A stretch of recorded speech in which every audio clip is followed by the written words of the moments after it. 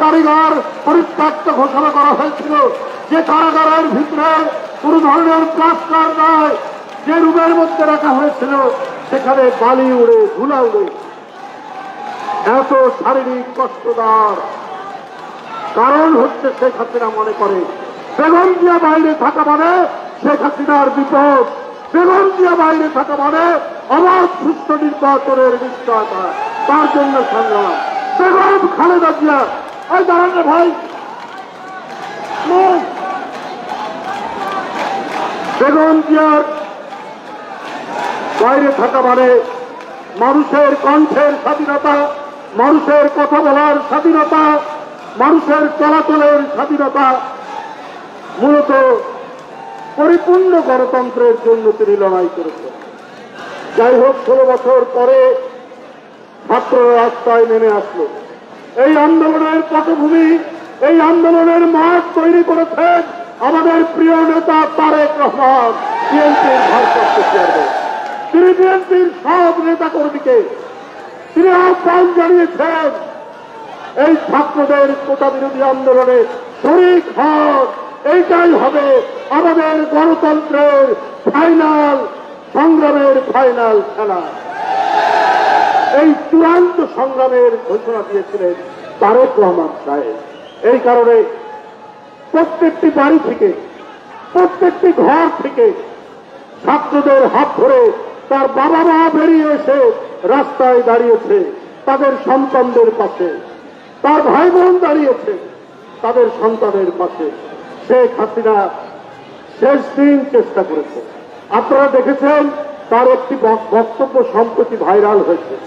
শেখ হাসিনা বলেছেন তার আইন শৃঙ্খলা বাহিনীকে ডেকে যে এই আন্দোলন দমন করতে তোমাদের যা অস্ত্র লাগে ব্যবহার করো, ওরা যেন আর বেরোতে না পারে, অর্থাৎ ওই ছেলেদেরকে হত্যা করো, আমি তার রক্ত দেখতে চাই, আমি কোন মিছিলের আওয়াজ শুনতে চাই না। তারপরেও শেখ হাসিনা পারেনি, তারপরেও শেখ হাসিনা নিজেকে রক্ষা করতে পারেননি, তার পতন হয়েছে, পালিয়ে যেতে হয়েছে, দেশ ছেড়ে পালিয়ে যেতে হয়েছে। যে অত্যাচার করেছেন এই দেশের লোকের উপর, আরেকটি পার্শ্ববর্তী দেশের প্রভুদের কথা শুনে সেই শেখ হাসিনা পারে না। আসলে যারা জনগণের বিরুদ্ধে যায়, যারা নিজের জনগণের চিন্তার বাইরে যায়, যারা জোর করে শাসন করতে চায়, যারা মানুষ হত্যা করে নিজের গদি সামলাতে চায়, আলটিমেটলি তারা পারে না, আলটিমেটলি তাদেরকে চলে যেতে হয়।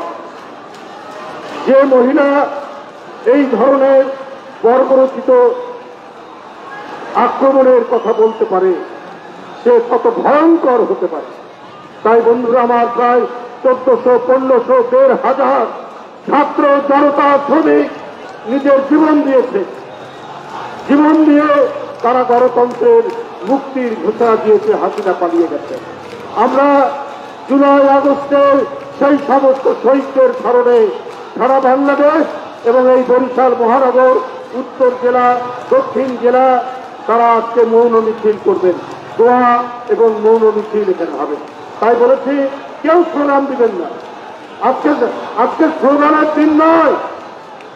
আমরা শহীদদের আত্মার প্রতি শ্রদ্ধা জানিয়ে প্রত্যেকে নীরব থাকবো, প্রত্যেকে নিশ্চুপ থাকবো। বন্ধুরা আমার, আপনারা জানেন গোপালগঞ্জে কদিন আগে কি ঘটনা ঘটছে। ওখানে এনসিপি একটি নতুন রাজনৈতিক দল ছাত্ররা গঠন করেছে।